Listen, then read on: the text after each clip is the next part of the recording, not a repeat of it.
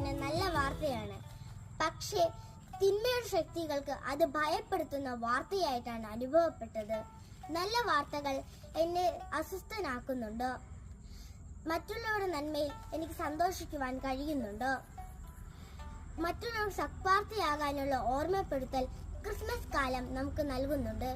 ലോകം കേട്ട ഏറ്റവും വലിയ സത്വാർത്ത എന്താണ്? അത് മറ്റൊന്നുമല്ല, ഇടയന്മാരോട് കർത്താവിന്റെ ദൂതൻ പറയുന്ന വാക്കുകളാണ്. ദാവീദിന്റെ പട്ടണത്തിൽ നിങ്ങൾക്കായ ഒരു രക്ഷകൻ, കർത്താവായ ക്രിസ്തു